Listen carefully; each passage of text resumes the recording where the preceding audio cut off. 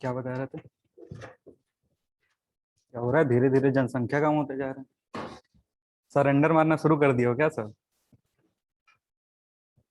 होता है एग्जाम नजदीक आते आते बहुत लोग सरेंडर मार देते हैं। हाँ। हाँ कोई ना।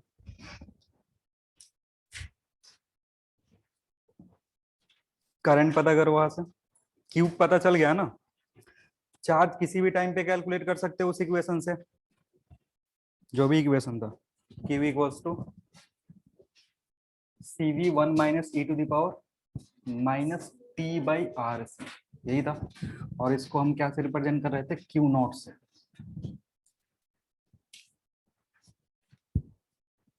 आ रही है आवाज? Yes sir. ठीक। अब यहां से आई निकालना हो तो कैलकुलेट कर सकते हो। आई कैसे आएगा? ये जो इक्वेशन है इससे पता चलेगा कि प्लेट पे चार्ज कितना है किसी इंस्टेंट पे। ठीक है ना। और सर्किट से करंट वो भी चेंज हो रहा है। वो कैसे निकलेगा?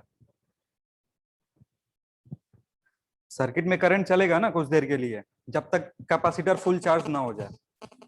तो उस करंट को अगर कैलकुलेट करना हो तो कैसे कैलकुलेट करोगे? हम्म। अरे इसी को डिफरेंशिएट कर दो। ये क्यू का इक्वेशन है ना। यही तो वेरी करेगा तो करंट आएगा। तो यहां से लिख सकते हो current in the circuit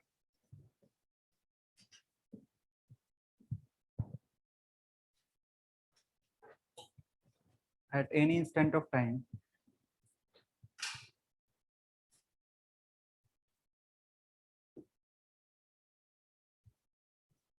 is given as I equals to dq/dt। मतलब ये जो इक्वेशन है इसको डिफरेंशिएट करना है एक बार। इसको डिफरेंशिएट कर दोगे करंट पता चल जाएगा सर्किट से। ये कांस्टेंट है Q0। 1 का डिफरेंशिएशन कितना होगा? 1 का डिफरेंशिएशन 0 होगा तो 0 माइनस ये जो टर्म है T/RC इसमें क्या बाहर आएगा? -1/RC बाहर आएगा। और e⁻−T/RC ऐसे ऊपर आएगा। इसको जब सिंप्लीफाई करोगे तो I की जो वैल्यू आएगी that will come as Q0 by into e⁻T/RC।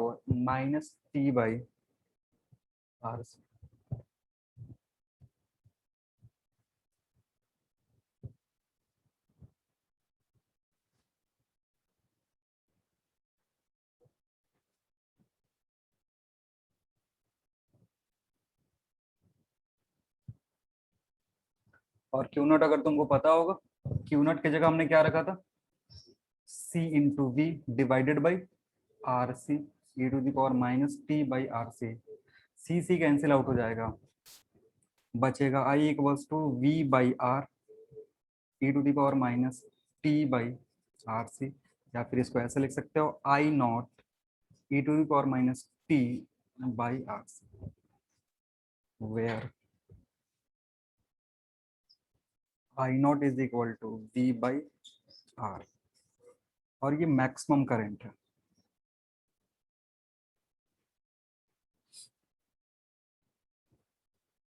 Circuit से जो मैक्सिमम करंट होगा वो कितने के बराबर होगा?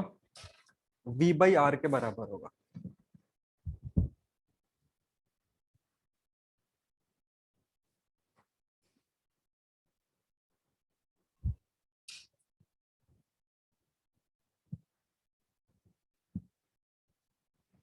अब यहां से कुछ रिजल्ट लिखेंगे।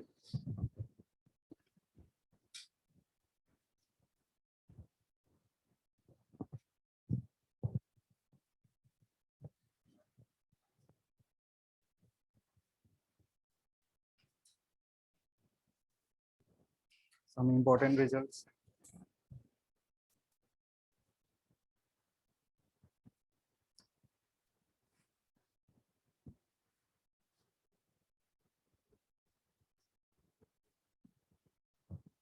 रिजल्ट में क्या है? पहला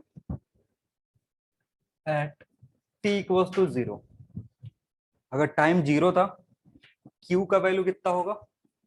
0 होगा। At t equals to 0, charge कितना था कैपेसिटर पे? 0 था।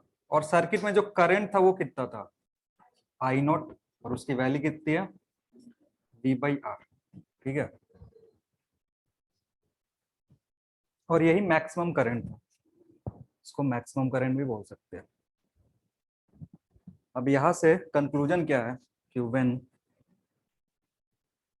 Capacitor is uncharged, it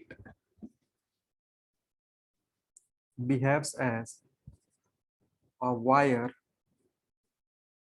having zero resistance।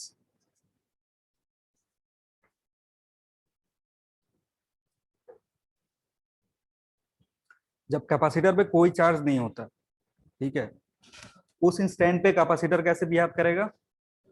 एक वायर की तरह जिसका रेसिस्टेंस कितना है? 0।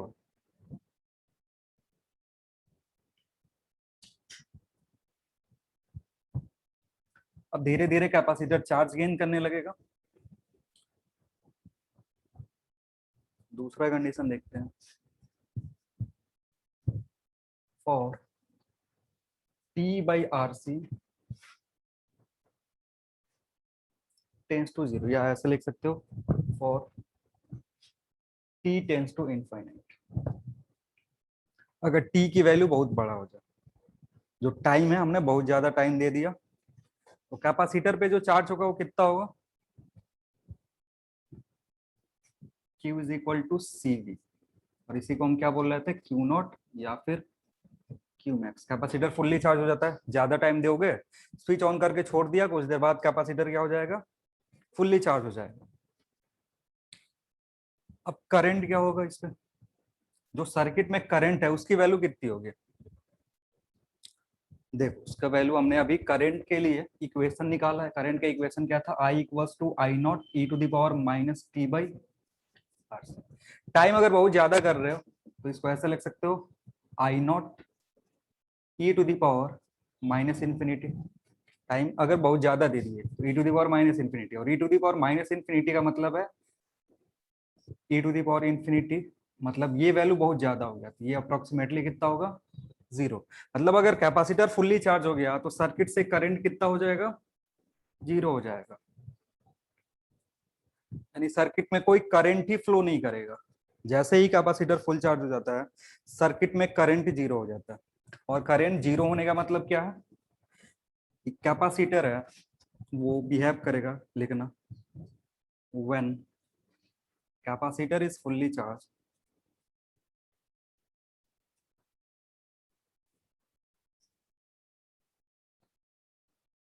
it behaves as a wire having infinite resistance।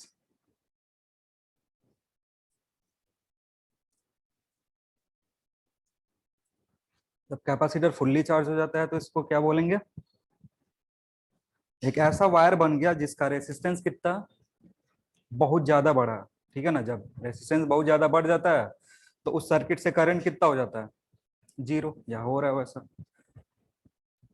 तो इसका ना यूज करते हैं बहुत ज्यादा, सर्किट में इसका बहुत ज्यादा यूज होता है। जैसे कोई सर्किट दे दिया,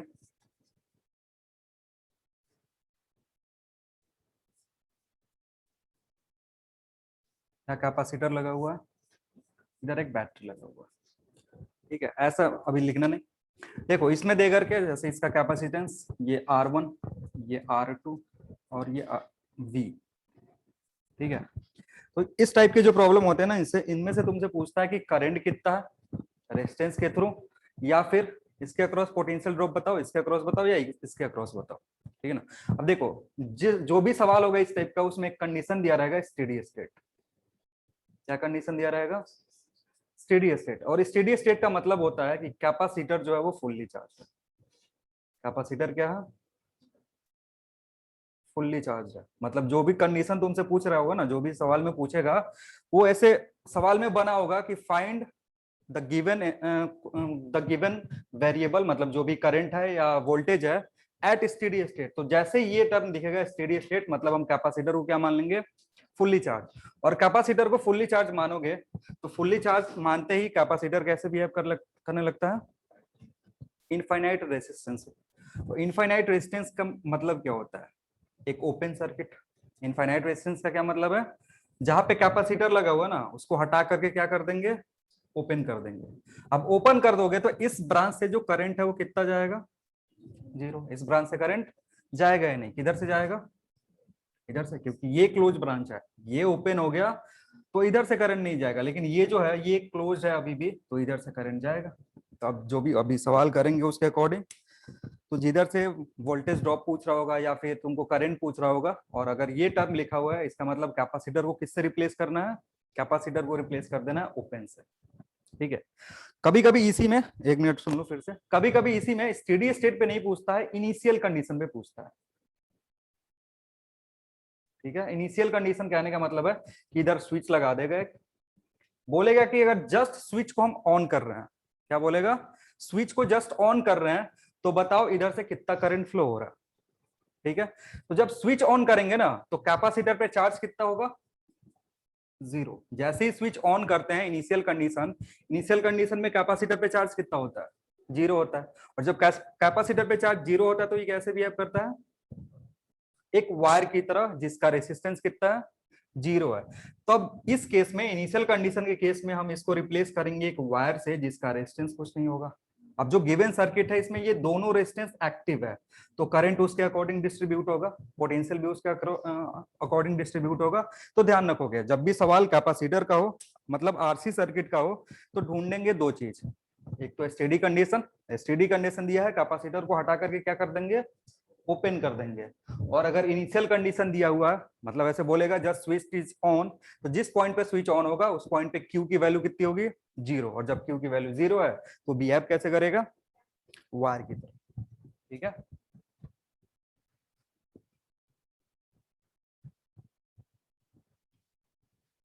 अभी सवाल करेंगे इस पे और ठीक से समझ में आए। हम रिजल्ट में थर्ड पॉइंट लिखेंगे।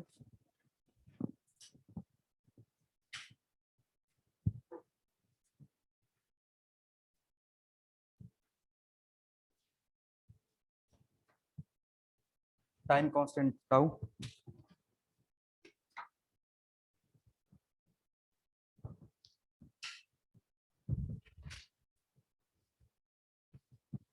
चलो समझते हैं इसका क्या मतलब है। हमने जो भी इक्वेशन देखा आई का या क्यू का, जैसे आई का हमने इक्वेशन देखा क्या, I not E to the power minus T by R C.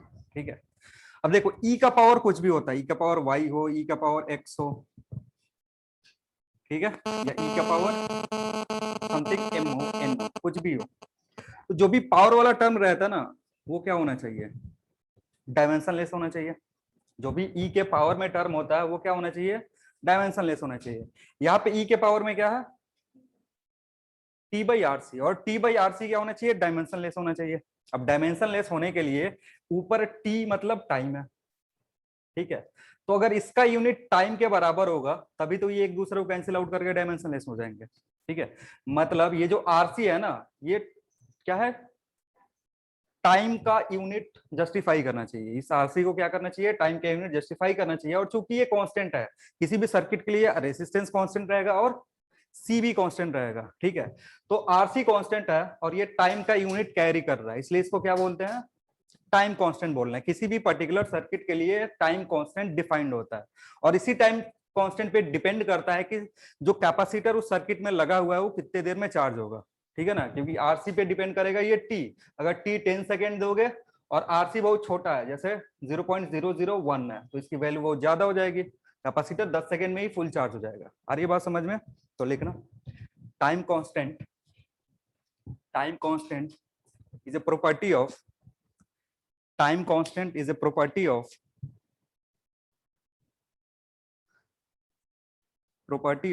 a RC circuit, is property of a RC circuit which is equal to which is equal to product of, which is equal to product of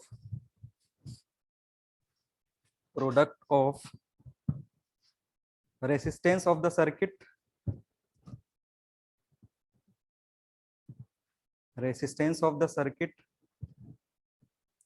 and capacitance,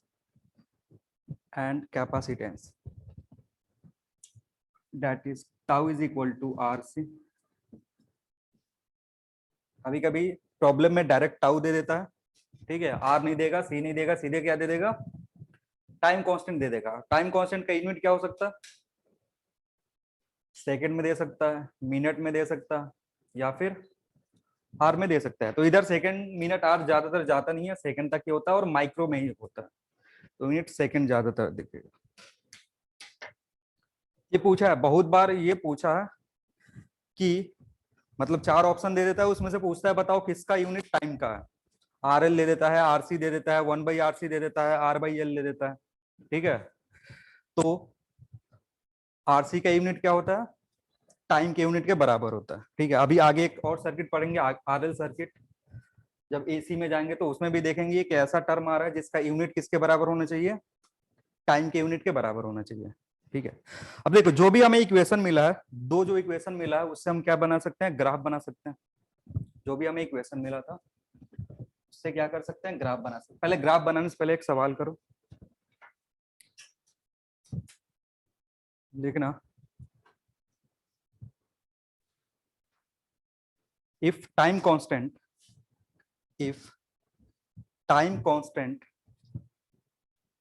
of a given RC circuit, if time constant of a given RC circuit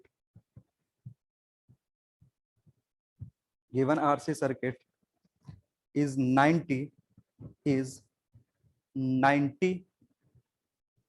microsecond, find time taken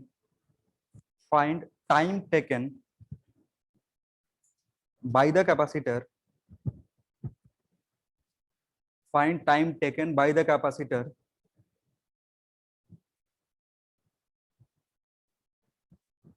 to acquire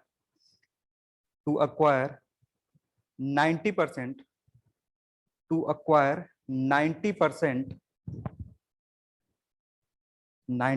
of the maximum charge, to acquire 90% of the maximum charge।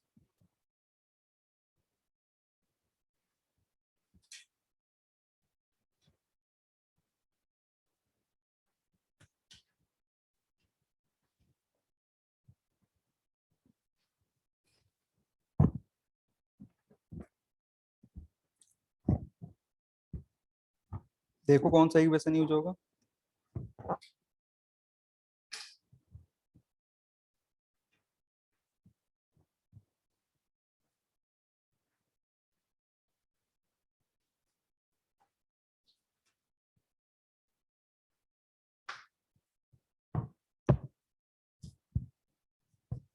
Ninety percent जो है ना उसको थोड़ा easy करने के लिए 99% कर दो। जो 90% पे कैलकुलेट करना है उसको 99% कर दो, थोड़ा सा कैलकुलेशन इजी हो जाएगा।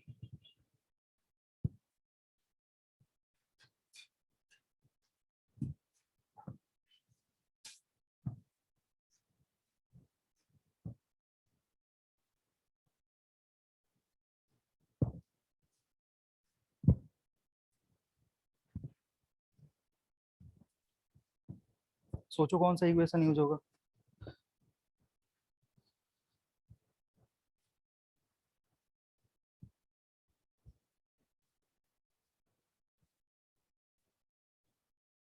टाइम कांस्टेंट दिया हुआ, कैसे यूज करोगे उसको,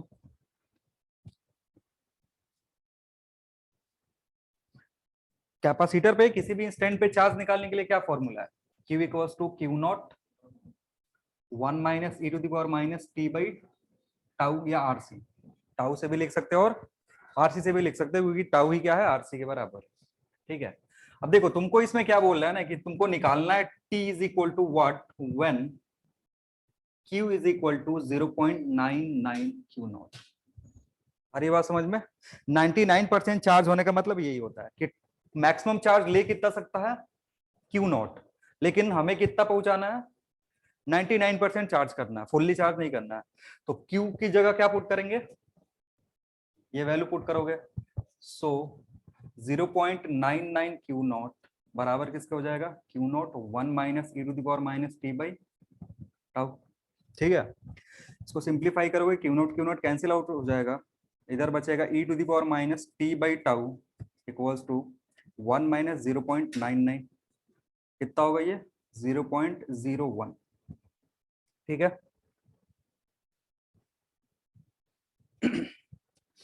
आ रहा समझ में क्या कर रहे हैं, सवाल पढ़ोगे एक बार ठीक से समझ में आ जाएगा कि टाइम पूछ रहा है तुमसे जब क्या हो जाए, फुल्ली चार्ज हो जाए उसका 99%, फुल जितना चार्ज हो सकता है उसका 99% चार्ज हो जाए।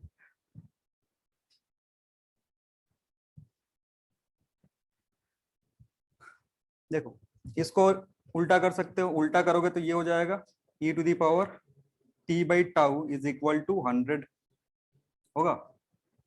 इसको उल्टा करोगे ना, इसको उल्टा करोगे, रिवर्स करोगे तो माइनस साइन हट जाएगा और इधर 0.01 जो है वो 100 के बराबर हो जाएगा। अब एंटी लॉग ले लो, एंटी लॉग लोगे तो टी बाई टाउ बराबर होगा नेचुरल लॉग ऑफ 100 के बराबर। जब यह ई होता है तो ये नेचुरल लॉग में चेंज होता है, या टी जो होगा वो होगा टाउ। इसको चेंज कर सकते हो लॉग के फॉर्म में, 2.303 लॉग 100। ठीक है, केमिस्ट्री में सर बताए होंगे चेंज करना,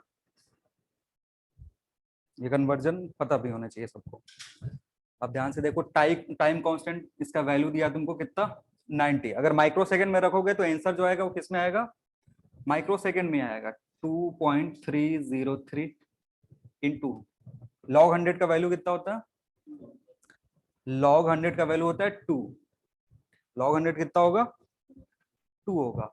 ठीक है, अब इस 90 को ऐसे ही रहने दो, पहले टाउ ही रहने दो, अभी एक चीज बताना है, रिजल्ट बताएंगे। अब देखो इसको मल्टीप्लाई करोगे तो ये अबाउट कितना हो जाएगा,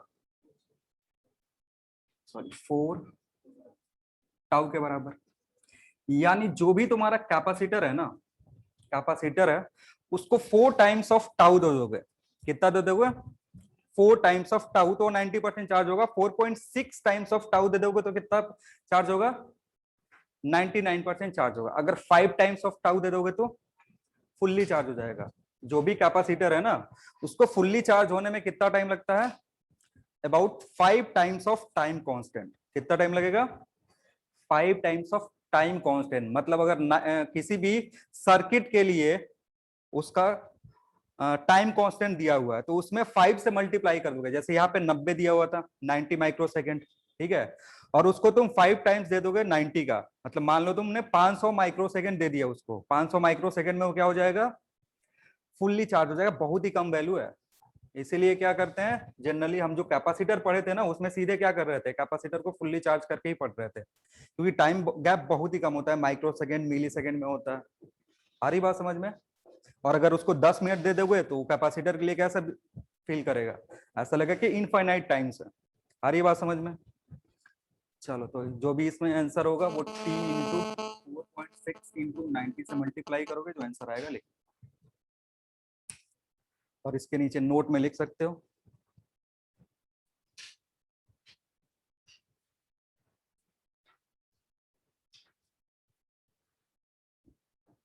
नोट में लिख लो, a capacitor is fully charged,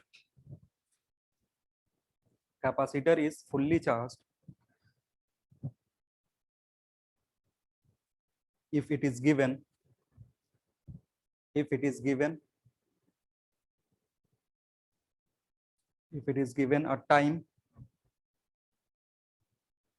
if it is given a time equals to, time equals to 5 times of, given a time equals to 5 times of,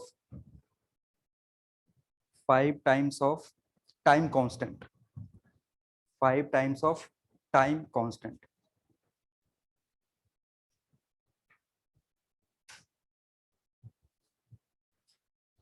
एक और सवाल लिखो।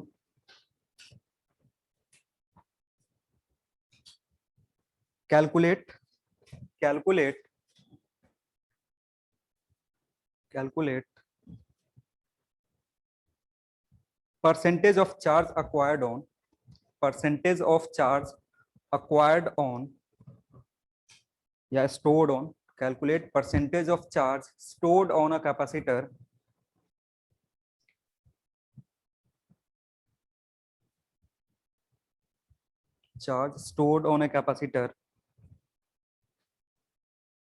in one time constant, in one time constant।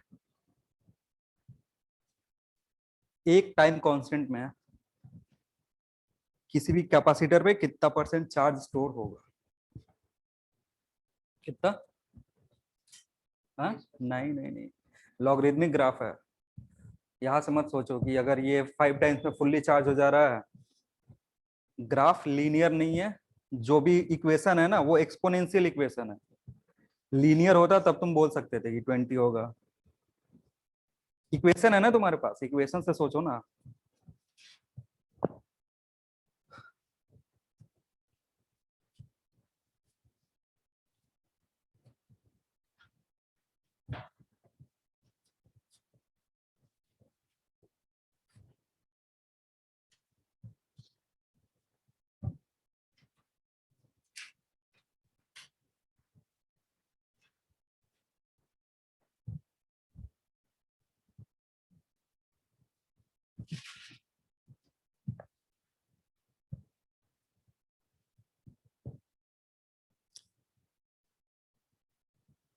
T की जगह पे क्या रखोगे?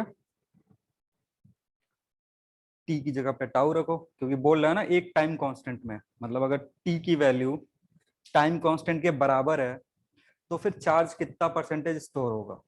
और जब परसेंटेज निकालेंगे वो मैक्सिमम के रेस्पेक्ट में निकालेंगे। मैक्सिमम कितना हो सकता था और कितना परसेंट स्टोर हुआ। कितना? 100/E।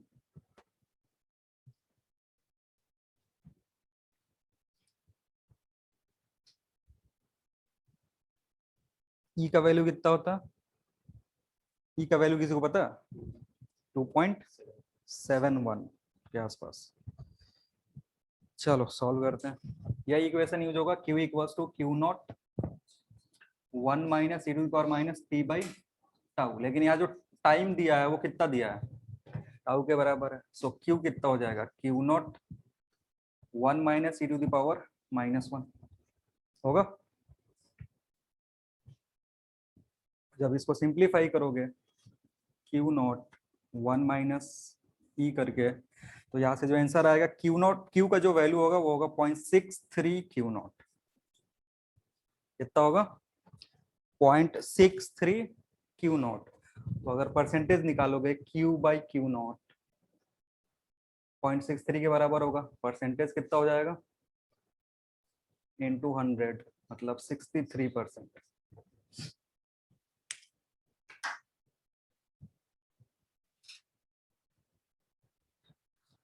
एक टाइम कांस्टेंट में कैपेसिटर कितना चार्ज हो जाएगा?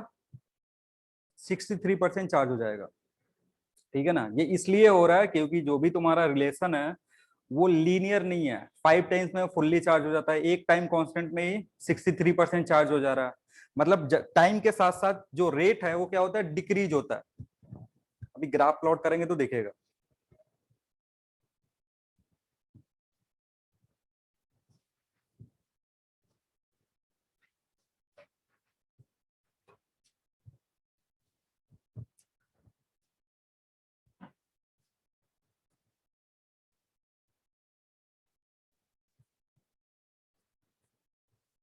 क्यू वर्सेस टी का अगर ग्राफ प्लॉट करते हो,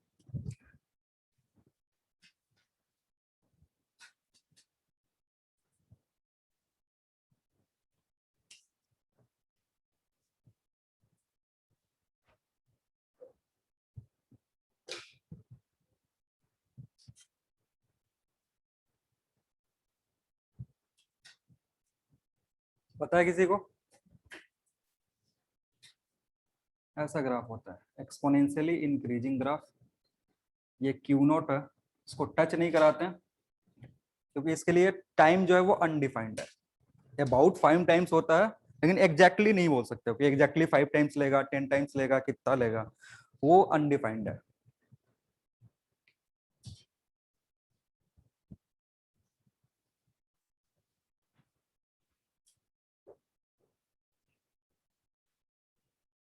टी इक्वल्स टू 0 पे चार्ज कितना था? 0 था। टी इक्वल्स टू इनफाइनाइट पे चार्ज कितना था? क्यू नॉट था। ठीक है। और टी इक्वल्स टू टाउ पे कितना चार्ज था?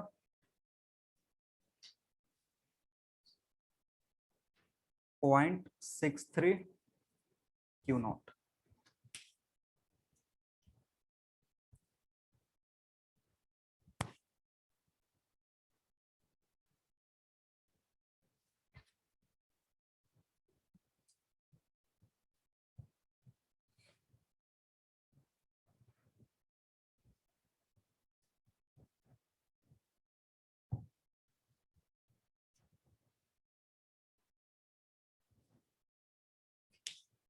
नेक्स्ट ग्राफ प्लॉट करेंगे आई वर्सेस टी।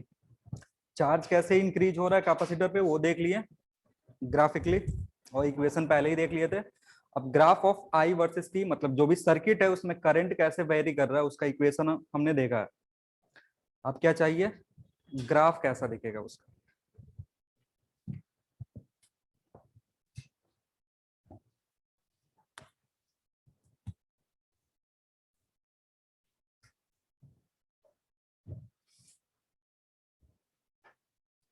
तो ग्राफ इंक्रीजिंग होगा या डिक्रीजिंग होगा? डिक्रीजिंग होना चाहिए, क्योंकि जो एक्सपोनेंशियल ग्राफ है I e to the power, sorry, I not E to the power minus T by tau है या आर सी है। तो ये जो ग्राफ है ना, ये एक्सपोनेंशियली डिक्रीज करता है, लेकिन अगेन इसको टच नहीं कराएंगे क्योंकि टच करने में कितना टाइम लगेगा? इनफाइनाइटली लार्ज टाइम लगेगा।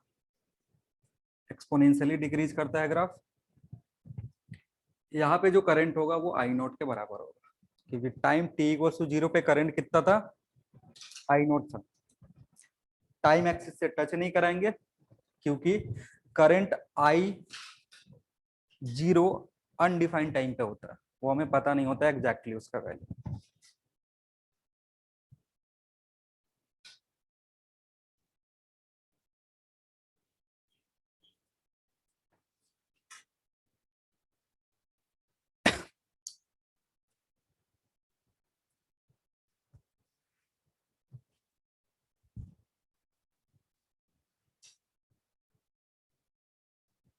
और अगर एक टाइम कांस्टेंट दोगे तो सर्किट में कितना करंट बचेगा?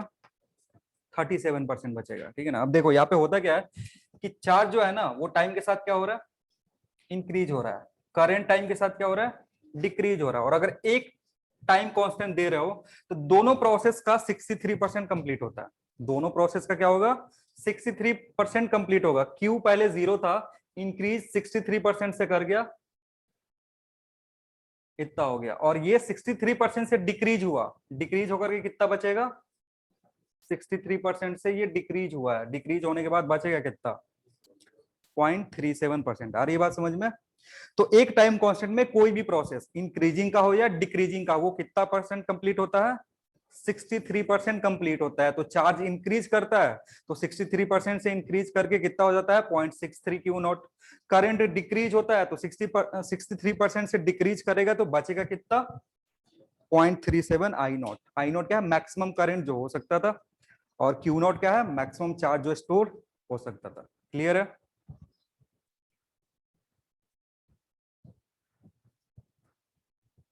लिखना, find potential drop, find potential drop, सवाल है ये भी। Find potential drop across, find potential drop across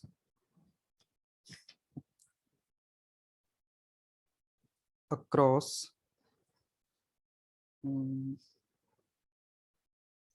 अच्छा एक मिनट रुक जाओ।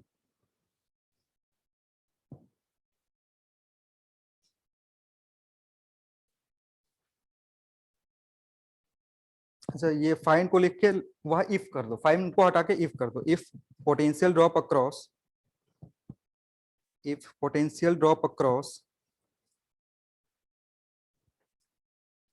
Across the capacitors potential across the capacitor becomes 4 volt, becomes 4 volt, becomes 4 volt,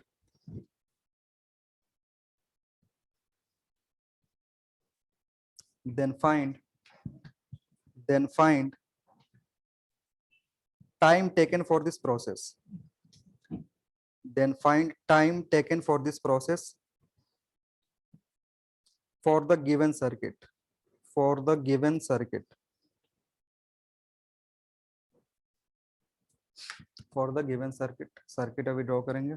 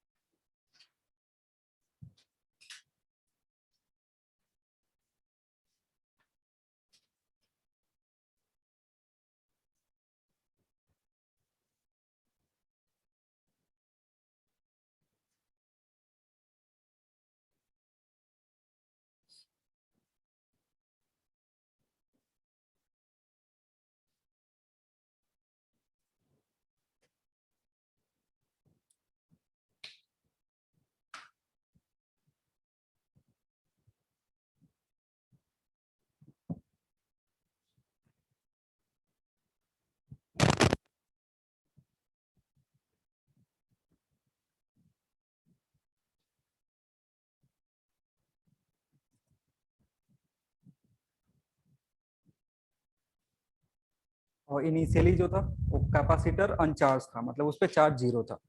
initial charge जो कैपेसिटर पे है, दोनों कैपेसिटर पे वो जीरो था. तुमसे पूछ रहा है कि टाइम बताओ जब क्या हो, जो भी कैपेसिटर दिया है दोनों उसके अक्रॉस ड्रॉप कितने का हो जाए, 4 वोल्ट का. अब देखो जो हमने आरसी सर्किट पढ़ा है ना, उसमें हमने क्या क्या पढ़ा, करंट निकालना पड़ा, ठीक है, current as a function of time देखा, और charge as a function of time देगा जो कि कैपेसिटर पे स्टोर होगा, ठीक है. लेकिन हमने क्या नहीं पढ़ा, हमने वोल्टेज का डायरेक्ट ऐसा कुछ रिलेशन नहीं पढ़ा कि जिससे हमने वोल्टेज कैलकुलेट कर सके. आ रही बात समझ में? देखो पहले तो काम क्या करोगे ना, इसको रिजॉल्व कर दोगे, ये जो भी सर्किट है इसको सिंप्लीफाई कर दोगे तो क्या बन जाएगा, जो आरसी सर्किट हमने देखा है उस तरीके का हो जाएगा. क्योंकि ये दोनों जो कैपेसिटर ये किसमें है, पैरेलल में है, तो पैरेलल को सिंगल कैपेसिटर से रिप्लेस करोगे तो कितना होगा वैल्यू, 4 होगा, ऐड होगा 4 माइक्रोफेराड. इसको जब रिप्लेस करोगे तो किससे रिप्लेस करोगे, 1 से, तो ये 1 मेगा ओम हो जाएगा. और नीचे क्या है, यहाँ पे एक 10 वोल्ट का बैटरी कनेक्टेड है, 10 वोल्ट. ठीक, सबसे पहले अगर आरसी कैलकुलेट करना है या टाइम कांस्टेंट कैलकुलेट करना है तो कितना होगा, 4 माइक्रोफेराड इंटू 1 मेगा ओम, इसकी वैल्यू कितनी होगी, 4 सेकेंड. मतलब जो सर्किट का टाइम कांस्टेंट है वो कितने के बराबर है, 4 सेकेंड के बराबर है. यहां से इतना इंफॉर्मेशन हमें पता चलेगा.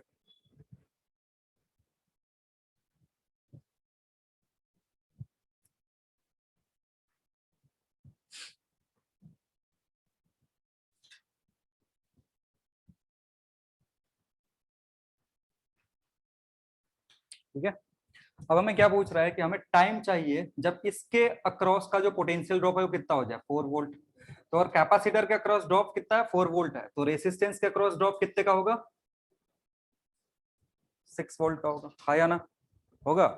जब कैपेसिटर के अक्रॉस जो ड्रॉप है वो कितने का है, 4 वोल्ट का है, तो जो भी रेसिस्टर है उसके अक्रॉस ड्रॉप कितने का होगा, 6 वोल्ट का.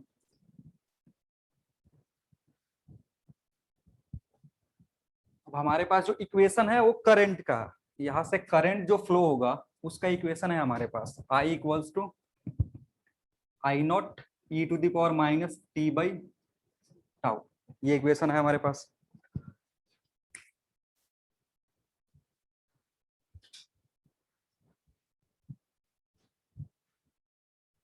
अब ये जो इक्वेशन है इसको क्या हम वोल्टेज में चेंज कर सकते हैं, ये जो भी गिवन इक्वेशन है इसको हम वोल्टेज में चेंज कर सकते हैं। कैसे चेंज करोगे? हमारे पास रिलेशन क्या होता है, V equals to I R. इसका क्रॉस अगर इधर से आई करंट जा रहा है तो इसका क्रॉस जो ड्रॉप होगा वो कितने के बराबर होगा, V equals to I R के बराबर। मतलब अगर इधर R से मल्टीप्लाई कर दे और इधर R से मल्टीप्लाई कर दे, दोनों तरफ R से मल्टीप्लाई कर दे तो ये किस में चेंज हो जाएगा? तो इधर R से मल्टीप्लाई कर दो और इधर आई नॉट R से मल्टीप्लाई कर दोगे तो ये हो जाएगा माइनस टी बाई टाउ। और ये चेंज किस में हो गया? V में। ये किस में चेंज हो गया? V नॉट में, e to the power minus T by tau.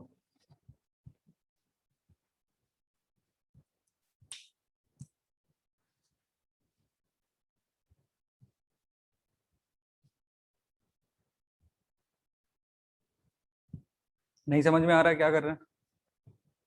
बोलो, आ रहा है समझ में? क्योंकि देखो V का हमने रिलेशन निकाला ही नहीं है कि पोटेंशियल ड्रॉप रेसिस्टेंस के अक्रॉस कितना होगा, वो टाइम के अनुसार हमने नहीं देखा था। हमने क्या देखा था? करंट का इक्वेशन देखा था।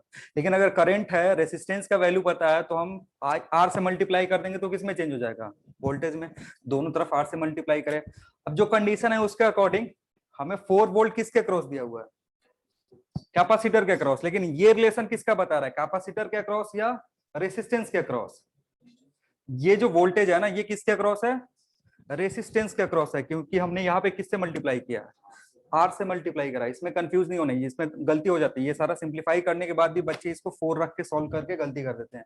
यहाँ पे 4 नहीं रखेंगे, क्या रखेंगे? 6 रखेंगे, क्योंकि हम जो इक्वेशन लिखा गया है वो है potential drop across the resistor at a given instant of time. तो ये 6 रखेंगे। मैक्सिमम वोल्टेज ड्रॉप कितना होगा? 10। मैक्सिमम कितना होगा? जब ये वायर की तरफ बिहेव करेगा तो पूरा का पूरा पोटेंशियल किसको जाएगा? इसको। तो इसके क्रॉस 10 वोल्ट का drop, 10 e to the power minus T. Time constant कितना है? 4 सेकंड। बस इसी को सिंप्लीफाई करना है।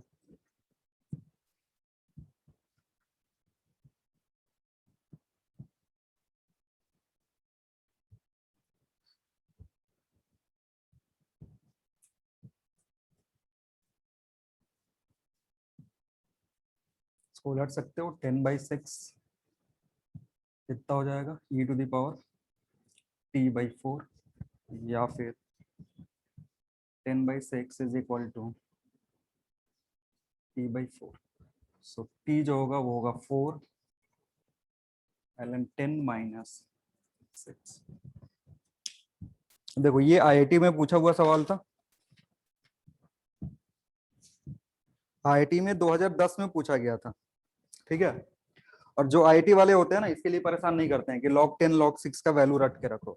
उसके लिए वो परेशान नहीं करते। उसने log 5 और log 3 का वैल्यू दे दिया था और वहां से कैलकुलेशन करने को बोला था। तो बस यहाँ तक छोड़ सकते हैं, क्योंकि अगर एग्जाम में log 10 या मतलब सॉरी नेचुरल लॉग ऑफ 10 आ रहा है या नेचुरल लॉग ऑफ 6 आ रहा है तो उसकी वैल्यू वो दे देगा।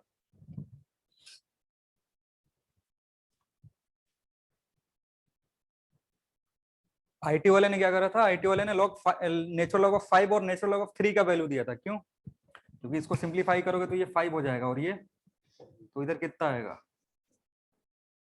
और उन्होंने 5 का और 3 का वैल्यू सीधे दे दिया था। वो भी लिख सकते हो कितना होता है, रटने का जरूरत है भी नहीं, लिख लो। ln 5 इज इक्वल टू 1.6 और ln 3 का वैल्यू दिया 1.1।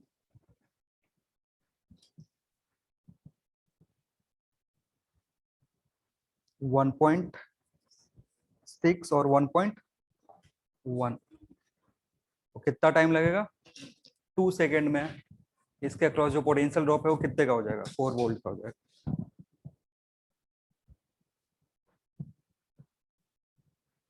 हाँ, तो इधर से भी आसान आसानी सवाल आता है। इक्वेशन याद रहना चाहिए तुमको। अगर इक्वेशन ही नहीं याद होगा तो फिर सॉल्व कैसे करोगे? और आईटी वाले हमेशा थोड़ा सा दिमाग लगाने के लिए सवाल देते हैं, क्योंकि जब तक ये 2010 तक सब लोग कैसे पढ़ते थे, आई और ई का क्यू का रट के रखते थे। लेकिन उसने क्या पूछ दिया? वोल्टेज पूछ दिया। तो टफ नहीं है, बस दिमाग लगाना था कि थोड़ा उसको कैसे कन्वर्ट करेंगे। चलो, इसी के साथ तुम्हारा आरसी सर्किट का चार्जिंग पोर्शन खत्म हो गया। एक दूसरा पोर्शन होता है डिस्चार्जिंग। डिस्चार्जिंग में क्या होता है?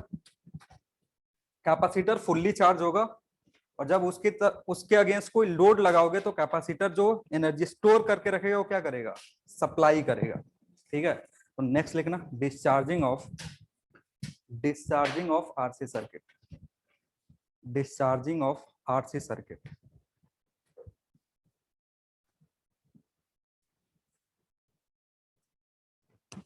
डिस्चार्जिंग ऑफ आरसी सर्किट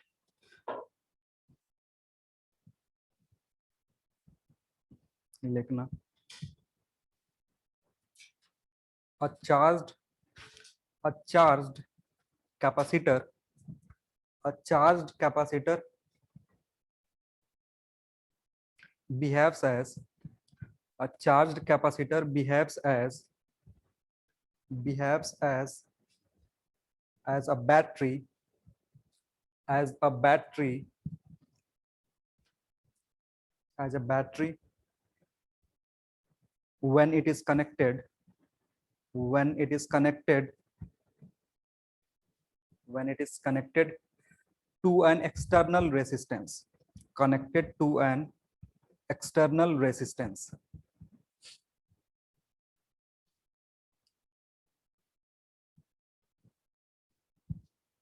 ठीक है, तो देखो हमारे पास अभी क्या था, एक चार्ज कैपेसिटर है। चार्ज कैपेसिटर का मतलब पहले से ये फुल्ली चार्ज है या पार्शियली चार्ज भी हो सकता है। इस पे चार्ज क्यू पहले से है और इसका कैपेसिटेंस सी है। तो हमने क्या करा ना, इसको कनेक्ट किससे करा, एक रेसिस्टेंस से कनेक्ट करा। अभी इस सर्किट में कोई बैटरी नहीं है, ये स्विच है, ऐसा सर्किट था। इनिशियली इस पे चार्ज कितना है, क्यू है। अब इस स्विच को ऑन करोगे तो क्या होगा, ये बिहेव करेगा कैसे, एक बैटरी की तरह।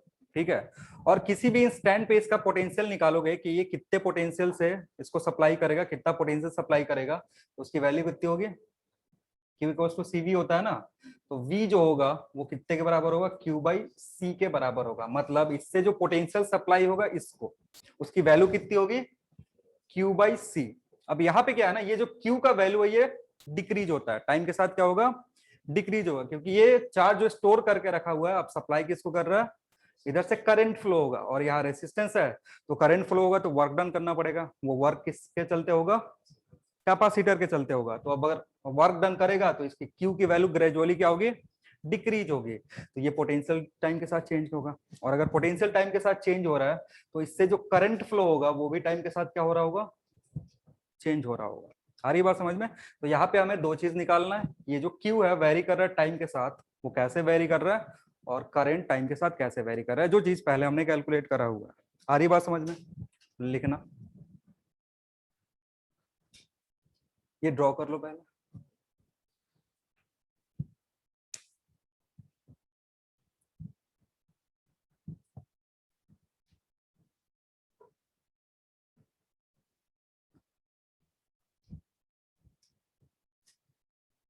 इसको क्यू नोट लिख के रखो।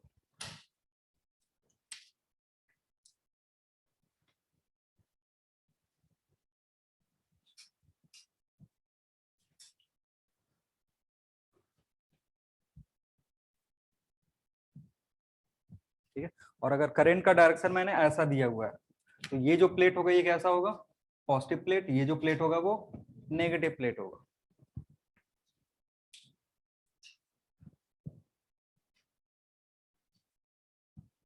ठीक है ना, अगर इसका इक्विवेलेंट सर्किट डायग्राम ड्रॉ करने को बोले तो इस तरीके से ड्रॉ कर सकते हो। कैपेसिटर को किससे रिप्लेस कर देंगे, बैटरी से। लेकिन जब बैटरी से रिप्लेस करते हैं तो इसको V से डिनोट करते हैं, क्योंकि पोटेंशियल चाहिए। तो पोटेंशियल के कितना होगा, Q बाई C के बराबर होगा। किसी भी स्टैंड पे अगर कैपेसिटर को बैटरी से रिप्लेस कर रहे हो तो उसका पोटेंशियल Q बाई C से लिखेंगे, और ये रेसिस्टेंस है, इधर से करंट फ्लो होगा।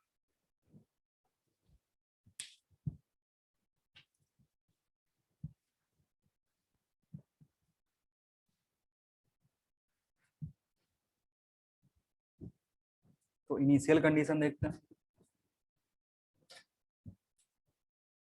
इनिशियल कंडीशन मतलब एट टी इक्वल्स टू 0, जैसे हमने स्विच ऑन करा, अगर टी इक्वल्स टू 0 पे के जो स्विच है इसको ऑन करोगे तो इस पे चार्ज कितना था, क्यू नॉट था, मैक्सिमम चार्ज होगा। क्यू की वैल्यू कितनी होगी, जो इससे करंट फ्लो होगा वो कितना होगा, करंट कितना होगा, करंट 0 होगा। इस इंस्टेंट पे देखो अभी क्या है ना कि जब ये मैक्सिमम चार्ज है तो इसका पोटेंशियल कितना है, भी है, या वी नॉट लिख सकते हो। मैक्स लिखना नहीं है, बस समझ लो पहले। अगर फुल्ली चार्ज है, जैसे ही स्विच ऑन करो तो ये फुल्ली चार्ज था, यानी पोटेंशियल उस इंस्टेंट पे इसका कितना होगा, क्यू नॉट बाई सी, जिसकी वैल्यू मैक्सिमम है। ये मैक्सिमम वोल्टेज उतना दे सकता है। तो उस इंस्टेंट पे करंट जो फ्लो करेगा V equals to I R formula से, ठीक है। आई कितना हो जाएगा, वी बाई आर, और वी की वैल्यू जैसे ही स्विच ऑन करेगा क्या होगा, Q not by C divided by R होगा। मतलब जो आई होगा ना वो भी कितना होगा, मैक्सिमम होगा। तो डिस्चार्जिंग सर्किट में इनिशियली क्या होता है, चार्ज जो होता है कैपेसिटर पे वो भी मैक्सिमम चार्ज होता है, और जो करंट होता है सर्किट से वो भी क्या होता है, मैक्सिमम होता है। क्योंकि मैक्सिमम चार्ज होने के चलते जो पोटेंशियल ड्रॉप अक्रॉस आता है वो कितना होगा, मैक्सिमम होगा। और उसी मैक्सिमम पोटेंशियल के चलते क्या होगा, जो करंट सप्लाई करेगा ये वो मैक्सिमम होगा। ठीक है, नेक्स्ट लिखो, एट एनी टाइम टी, या पहले ऐसे लिखना कि with time, with time, with time charge on capacitor, charge on capacitor, with time charge on capacitor will decrease gradually, will decrease gradually, charge on capacitor will decrease gradually, hence at any instant, hence at any instant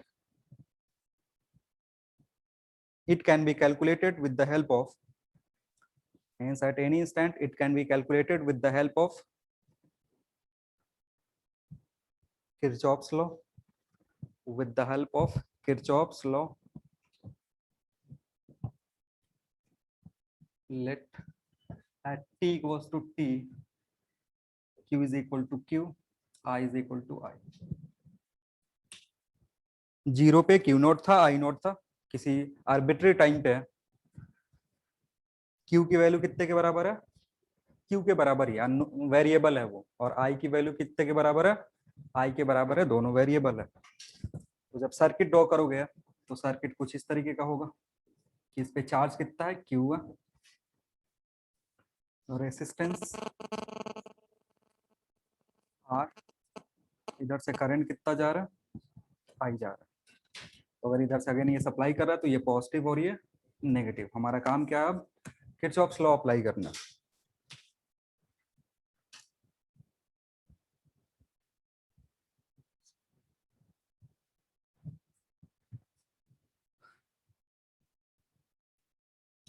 apply करो Kirchhoff's law. दो device है, इन दोनों device का cross Kirchhoff's law कैसे apply करोगे, कोई भी एक पॉइंट ले लो, वहां से चलना शुरू करो।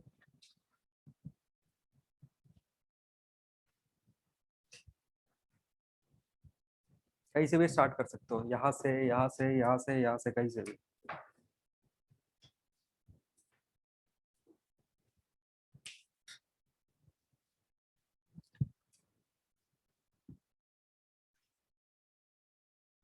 देखो, अगर ए से स्टार्ट करते हो तो सबसे पहले किसके पास पहुंचोगे, रेसिस्टेंस के। तो अगर रेसिस्टेंस के से क्रॉस कर रहे हो तो करंट के डायरेक्शन में चल रहे हो, तो यहाँ से क्या लिखोगे, आई आर। अब यहाँ से पास करो, फिर बी से जब इधर जा रहे हैं तो कौन सा प्लेट मिला, माइनस। तो यहाँ माइनस क्यू बाई सी, ये बराबर किसके होगा, जीरो के बराबर होगा, क्योंकि और कोई डिवाइस है नहीं, तो बस दो डिवाइस के लिए लिखेंगे। अब अगेन इस इक्वेशन में कितने अननोन है, कितना अननोन है इस इक्वेशन में, दो अननोन है। ठीक है, ना तो आई पता है और ना ही क्यू पता है, ये दोनों पता करना है। तो एक और इक्वेशन हमें चाहिए, और एक और इक्वेशन कहां से आएगा, डेफिनेशन ऑफ करंट से। आई इक्वल्स टू क्या होता है, D Q by D T. लेकिन यहाँ पे थोड़ा सा ध्यान रखेंगे, ये जो डी क्यू है ये टाइम के साथ क्या हो रहा है, डिक्रीज हो रहा है। ये जो चार्ज है ना, इस पे जो चार्ज है वो टाइम के साथ क्या हो रहा है, डिक्रीज हो रहा है। जो जब डी क्यू निकालोगे तो क्या आएगा, नेगेटिव आएगा। तो इस नेगेटिव को पॉजिटिव करने के लिए क्या लगाते हैं, माइनस साइन लगाते हैं। ये यहाँ पे थोड़ा सा इंपॉर्टेंट है, क्योंकि टाइम के साथ चार्ज डिक्रीज कर रहा है, इसलिए करंट जब लिखते हैं तो I equals to minus d Q by D t लिखते हैं। यहाँ पे थोड़ा सा गलती होता है समझने में, तो समझने में क्यों गलती होगा, क्योंकि हमने रट के रखा है कि आई इक्वल टू क्या होता है D Q by D T, लेकिन इधर जो इक्वेशन है ना, इधर जो सर्किट है, इसमें जो चार्ज है क्यू वो टाइम के साथ क्या हो रहा है, डिक्रीज हो रहा है, इसलिए डी क्यू निगेटिव आएगा, और डी क्यू निगेटिव जब आएगा तो उसको पॉजिटिव करने के लिए हम क्या करेंगे, बाहर एक माइनस साइन लगा करके रखेंगे, क्योंकि करंट नेगेटिव पॉजिटिव डिफाइन नहीं होता, करंट की वैल्यू पॉजिटिव रखते हैं मैथमेटिकली। तो अब इसको सिंप्लीफाई करोगे तो क्या कर सकते हो, इसको रिप्लेस कर दो यहाँ से, so minus R d Q by D t minus q by C कितना होगा, 0 के बराबर। अब तुमको लग रहा होगा इसको क्या करना आ गया, इंटीग्रेट करेंगे प्रॉपर लिमिट के साथ, फिर वहां से जैसे इंटीग्रेट कर दोगे क्यू का टर्म आ जाएगा, और इक्वेशन याद रखना है, जो भी इक्वेशन आएगा उसको क्या करोगे, याद करके रखोगे।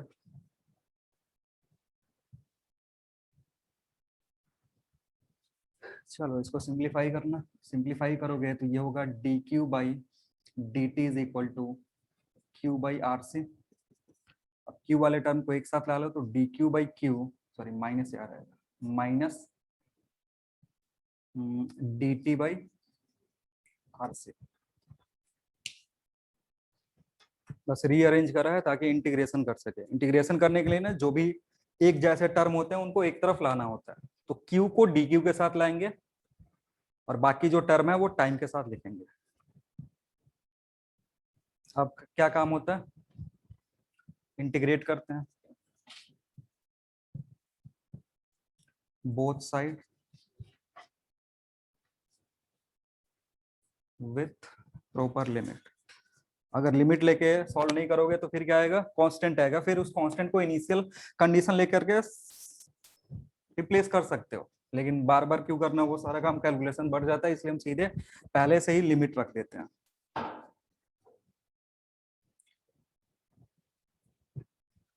चलो अब इंटीग्रेट करोगे डी क्यू बाई क्यू को, इनिशियली चार्ज कितना था क्यू नॉट, कहाँ तक जाएगा क्यू तक, 1/RC को कॉमन कर सकते हो,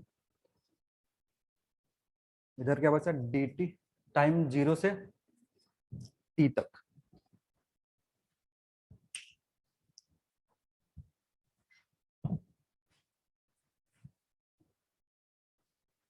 वन बाई क्यू का इंटीग्रेशन क्या होगा,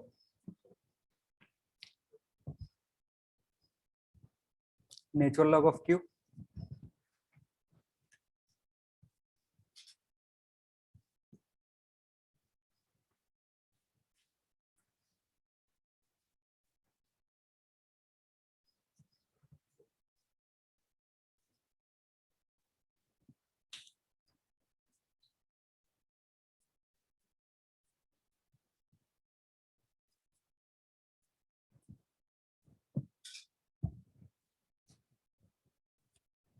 अपने मन से भी करते रहो, बस बोर्ड से छापे जा रहे हो। चलो एंटी लॉग लोगे तो क्यू बाई क्यू नॉट बचेगा इधर, और इधर बचेगा e to the power minus T by R C, again R C आ रहा, आर सी को किससे रिप्लेस कर सकते हो, टाउ से, तो क्यू जो आएगा वो होगा Q not E to the power minus T by R C. ये इक्वेशन है तुम्हारा डिस्चार्जिंग के लिए, अगर किसी स्टैंड पे चार्ज निकालना है फॉर डिस्चार्जिंग सर्किट के लिए तो ये यूज होगा, Q equals to Q not, Q not जो मैक्सिमम चार्ज था पहले स्टोर था इनिशियली, टाइम पुट करोगे उसके अकॉर्डिंग कितना बचेगा वो आएगा।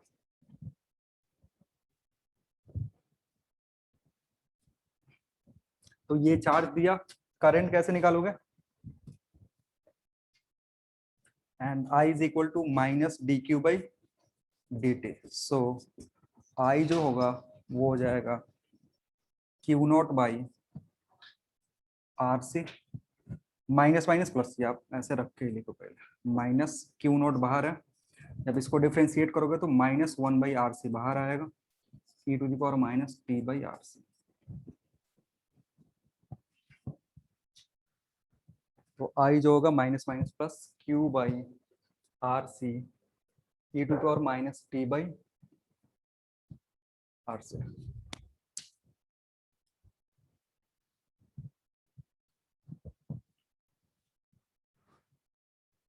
सॉरी वहां क्यू नॉट कर देना, और क्यू नॉट बाई सी किसके बराबर होगा? वी के बराबर। वी बाई आर अगेन क्या लिख सकते हो? आई नॉट या वी नॉट भी कर सकते हो। और ये है तुम्हारा करंट। किसी भी टाइम पे करंट चाहिए, टी यहाँ पे पुट करो, करंट बता देगा।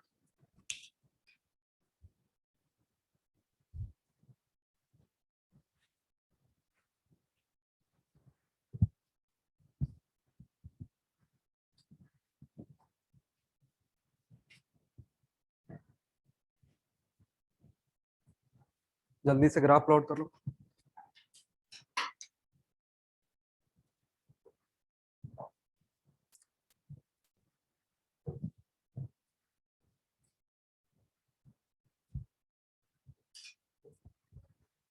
ग्राफ कैसा होगा? पहले क्यू वर्सेस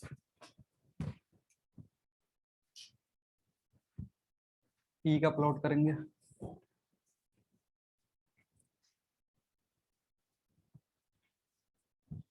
डिक्रीज हो रहा है या इंक्रीज हो रहा है?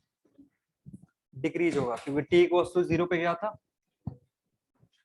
क्यू क्यू नॉट के बराबर था, तो मैक्सिमम से स्टार्ट होगा, डिक्रीज होगा एक्सपोनेंशियली, अगेन टच नहीं करेगा। यहाँ पे क्यू नॉट है,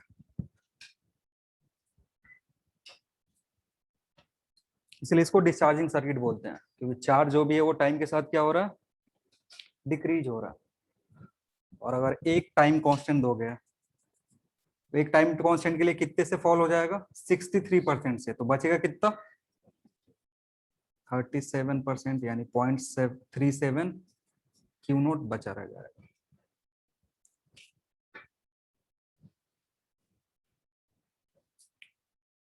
क्योंकि एक टाइम कांस्टेंट में कितना प्रोसेस कंप्लीट होता है? 63%। याद रखना, इसको पूछता है, बहुत बार पूछा हुआ है, रिपीटेड क्वेश्चन है। Next, I versus T.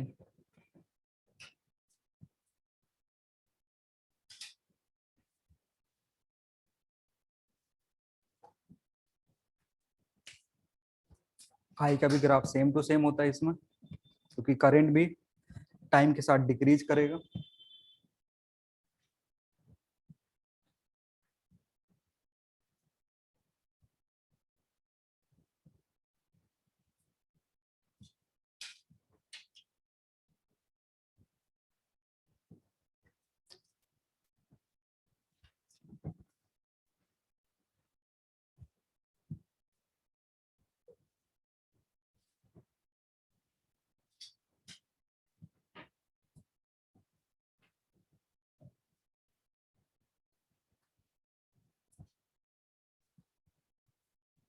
हो गया?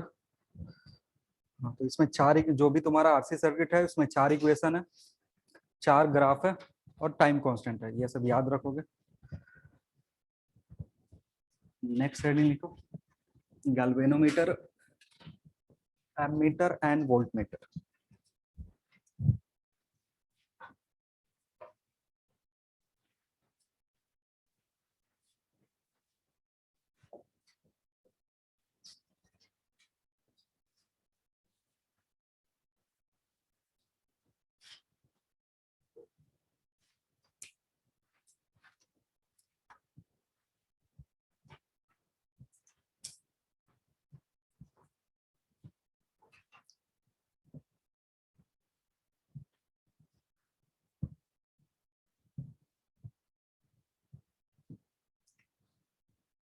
लिखना है इसमें, पहले गैल्वेनोमीटर लिखो, हेडिंग लिखो गैल्वेनोमीटर, लिखना it is a device, galvanometer में लिखो it is a device which sense, it is a device which sense, device which sense or shows deflection, it is a device which sense or shows deflection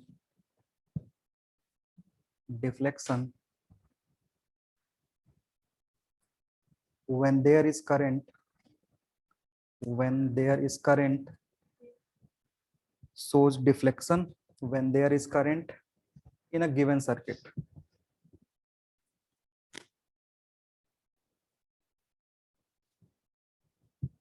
ठीक है, इसका जो symbol होता है इसको जी से रिप्रेजेंट करते हैं। इसमें इससे जो करंट फ्लो होता है उसको आईजी से रिप्रेजेंट करते हैं। आईजी का मतलब है करंट थ्रू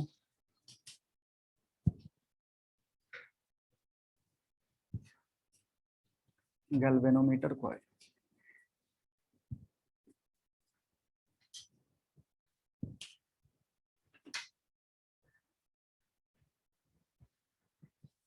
इंटरनली इसके क्या क्या होता है उसका जरूरत है नहीं, बस एक अंदर कॉइल होता है, उसमें से जब करंट पास होता है तो मैग्नेटिक फील्ड के चलते उसमें डिफ्लेक्शन होता है, मैग्नेटिक फील्ड आएगा फिर फोर्स लगेगा, वो सब पढ़ेंगे जब मैग्नेटिक फील्ड देखेंगे। तो यहाँ से जो भी करंट गैल्वेनोमीटर कॉइल से जाएगा उसको उसको क्या बोलेंगे, करंट थ्रू। एक नेक्स्ट टर्म होता है जिसको हम कैपिटल आईजी से रिप्रेजेंट करते हैं, इसको बोलते हैं range of galvanometer. Range of galvanometer.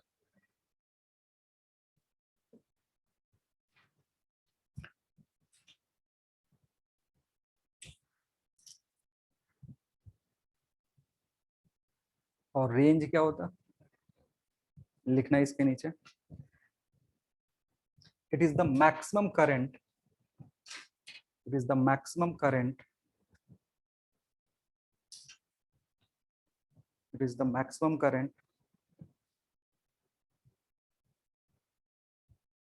which can be measured by a given, it is the maximum current which can be measured by a galvanometer,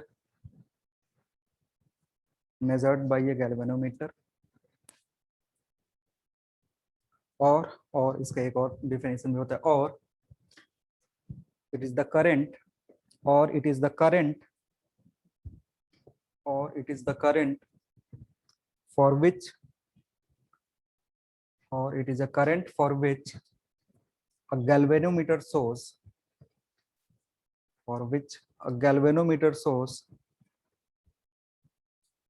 shows maximum deflection, galvanometer shows maximum deflection।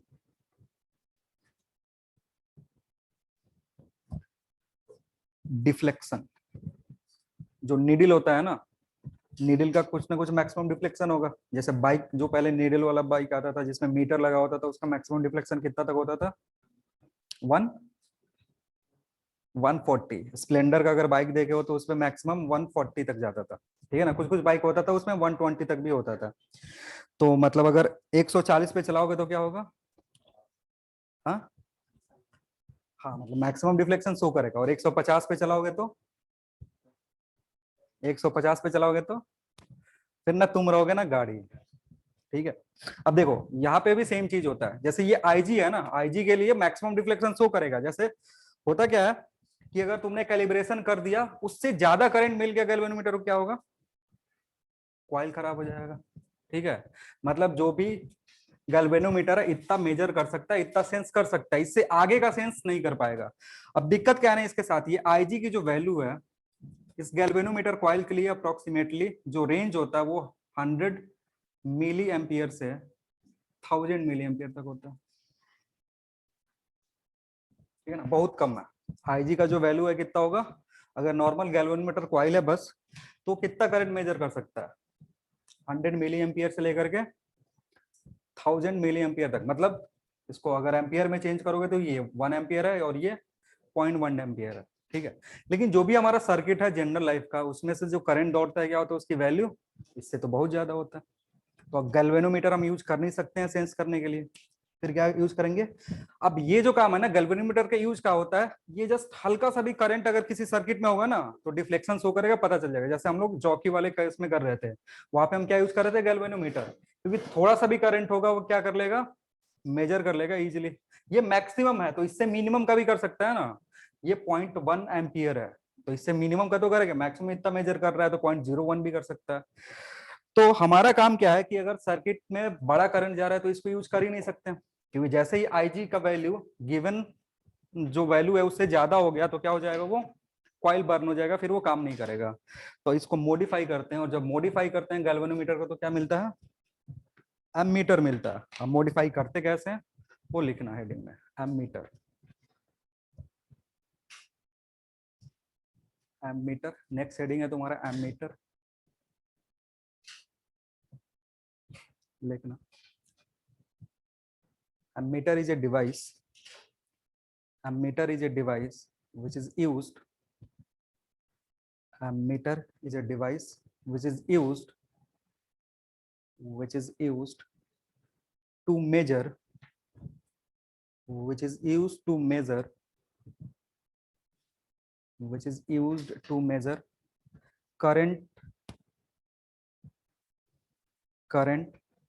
in a given branch of a circuit, current in a given branch, current in a given branch of a circuit. It is a galvanometer based device, full stop देकर के लिखा हुआ है, it is a galvanometer based device, it is a galvanometer based device. जैसा working galvanometer का होता है वैसा ही वर्किंग इसका भी होगा, बस थोड़ा सा मॉडिफिकेशन करेंगे, ठीक है, full stop. It is connected in series, it is connected in series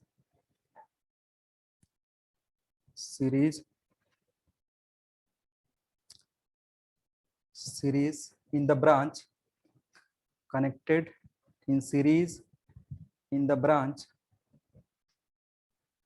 where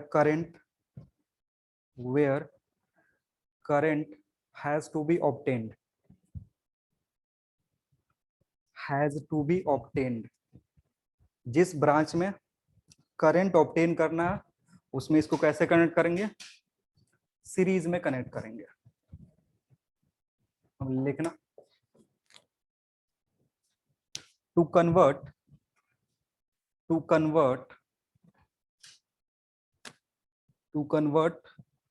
a galvanometer, to convert a galvanometer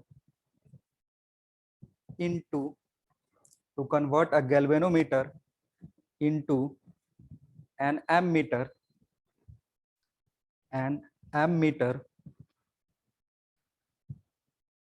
a shunt resistance, SHUNT, a shunt resistance, bracket में लिखना, very small, a shunt resistance very small, ठीक है, is connected parallel to the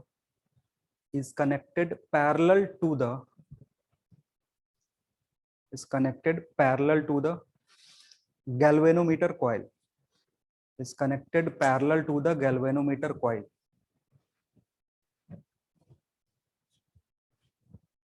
और ये line बहुत ही important है, इसको याद रखना। इसमें इंपॉर्टेंट क्या क्या है, दो चीज है। एक तो जो कॉइल है ना, गैल्वेनोमीटर कॉइल, ये कॉइल ऐसा था पहले, ये गैल्वेनोमीटर की तरह बिहेव कर रहा था, अभी इसको क्या करा, इसके पैरेलल में एक शंट रेजिस्टेंस लगा, ठीक है, पैरेलल में शंट रेजिस्टेंस लगा, एस से रिप्रेजेंट कर रहे हैं। और इस एस की वैल्यू क्या होती है, बहुत ही छोटी होती है। जो भी ये वैल्यू होगा इसको आर से रिप्रेजेंट नहीं कर रहे हैं, किससे कर रहे हैं, एस से रिप्रेजेंट कर रहे हैं। और एस का वैल्यू क्या होता है, स्मॉल होता है, ठीक। तो अब ये जो पूरा डिवाइस था, पहले ये गैल्वेनोमीटर था, इसको यहाँ पे कनेक्ट कर दिया, अंदर का जो सेटअप है बाकी सब कुछ वैसा ही रहा, बस हमने क्या करा, एक्स्ट्रा रेजिस्टेंस ऐड करा पैरेलल में। तो ये जो पूरा डिवाइस है इसमें, ये किसमें चेंज हो जाता है, एमीटर में, और इसको रिप्रेजेंट किससे करते हैं, ए से। तो जैसे ये सारा प्रोसेस कर दोगे, अब इसको जी से रिप्रेजेंट नहीं करेंगे, इसको किससे रिप्रेजेंट करोगे, ए से रिप्रेजेंट करोगे।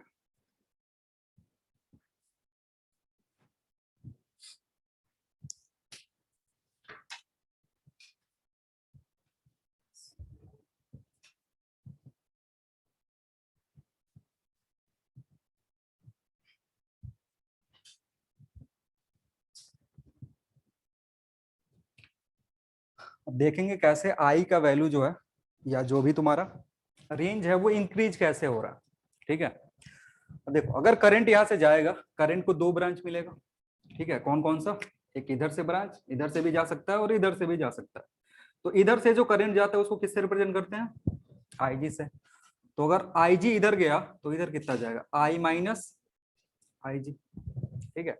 अब समझ लो इसको छोटा क्यों रख रहे हैं, एस की जो वैल्यू है उसको हम छोटा क्यों रख रहे हैं अभी समझेंगे। देखो होता क्या है, ये जो गैल्वेनोमीटर कॉइल है ना, इसमें से ज्यादा करंट नहीं जा सकता है। मैक्सिमम कितना जा सकता है? 1 एम्पियर। अगर 1 एम्पियर से ज्यादा चला गया तो बर्न आउट हो जाएगा। तो इसके पैरेलल में अगर एक छोटा सा रेजिस्टेंस लगा दो तो जो भी करंट है इधर से, उसको इधर से जाने में ज्यादा फायदा होगा, क्योंकि करंट हमेशा कौन सा पाथ फॉलो करता है? जिधर रेजिस्टेंस कम हो। इसलिए हम जी की जो वैल्यू है ना, एस के रेस्पेक्ट में बहुत ज्यादा रखते हैं, या एस की वैल्यू जी के रेस्पेक्ट में बहुत कम रखते हैं, ताकि जो भी करंट आए वो ज्यादा से ज्यादा इस एस से जाए, ना कि इस गैल्वेनोमीटर कॉइल से, क्योंकि इसको हमें बचाना होता है। इसलिए इसकी वैल्यू क्या रखते हैं? छोटी रख करके रखते हैं। और क्योंकि दोनों जो कॉइल है वो कौन से कॉम्बिनेशन में? पैरेलल कॉम्बिनेशन में है। तो जो ड्रॉप होगा दोनों क्रॉस क्या होगा? सेम होगा। दोनों के क्रॉस जो ड्रॉप होगा वो क्या होगा? सेम होगा। तो यहां से लिख सकते हो, सिंस बोथ आर पैरेलल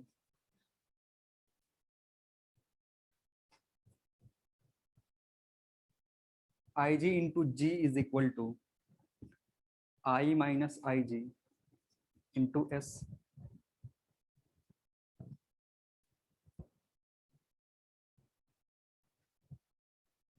दोनों के अक्रॉस ड्रॉप सेम है। G गैल्वेनोमीटर कॉइल का रेजिस्टेंस है और S शंट रेजिस्टेंस है। अब यहाँ से सिंप्लीफाई क्या करना है? हमें निकालना है I और Ig का रिलेशन। I और Ig का रिलेशन निकालना है। इसको सिंप्लीफाई करोगे तो ये हो जाएगा Ig is equal to G plus S, और इधर बचेगा I इंटू S। तो यहाँ से जो I आएगा that will be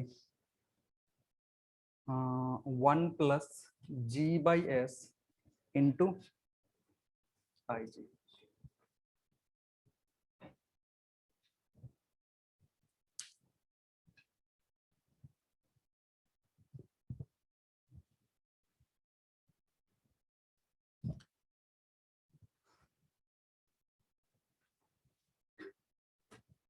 रेंज बढ़ा कि नहीं बढ़ा? रेंज बढ़ा, पक्का बढ़ेगा। देखो अगर G को S के बराबर भी रखोगे ना, अगर G और S दोनों बराबर है तो भी क्या होगा? Ig होगा जो 2 टाइम्स हो जाएगा। I will be 2 times of Ig। Range बढ़ गया। मतलब पहले कितना मेजर कर रहा था? 1000 मिली एम्पियर। अभी कितना मेजर कर लेगा? 2000 मिली एम्पियर। लेकिन हम बराबर नहीं रखते, हम क्या रखते हैं? इसको बहुत ही छोटा रखते हैं, नेग्लिजिबल रखते हैं। तो नेग्लिजिबल रखोगे तो ये मान लो 10 टाइम्स हो गया, 20 टाइम्स हो गया। तो अगर ये 10 टाइम्स है तो ये 11 टाइम्स हो जाएगा। आ रही बात समझ में? तो इसको, इस रिलेशन को याद रखोगे, यहां से सवाल आता है। ठीक है, जैसे पूछ देता है कि हमें गैल्वेनोमीटर को n टाइम से मैग्नीफाई करना है, तो s की वैल्यू कितनी होगी? g दे देगा। तो अगर ये रिलेशन तुमको याद रहेगा, इजिली सिंप्लीफाई कर लोगे। अगर सवाल भी करेंगे इस पर। ठीक है, नेक्स्ट हेडिंग लिखोगे रेंज ऑफ, इसी में range of ammeter. Range of ammeter, range of ammeter.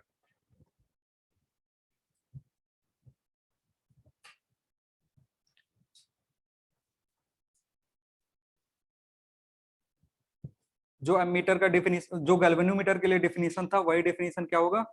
इसके लिए भी होगा। जो मैक्सिमम, वो करंट जो मैक्सिमम डिफ्लेक्शन शो करे। ठीक है ना, लिखना नहीं है, बस ऐसे ही रहने दो। तो अगर रेंज कैलकुलेट करना है तो रेंज के लिए इस Ig की जो वैल्यू होगी, when Ig is equal to capital Ig। ठीक है ना, मतलब स्मॉल Ig जो है इस गैल्वेनोमीटर से जो करंट है वो उसके रेंज के बराबर हो जाए। ठीक है, तो उस केस के लिए then I is equal to, या स्मॉल आई लिख दो, I is equal to capital I, और इसकी जो वैल्यू होगी वो होगा 1 plus G by S into Ig। Small I को किससे रिप्रेजेंट करेंगे? कैपिटल आई से। और रेंज को हम कैपिटल आई से रिप्रेजेंट कर रहे हैं, तो इधर भी लिख सकते हो ऐसा, कैपिटल आई। सब कुछ डिपेंड करता है गैल्वेनोमीटर पे ही।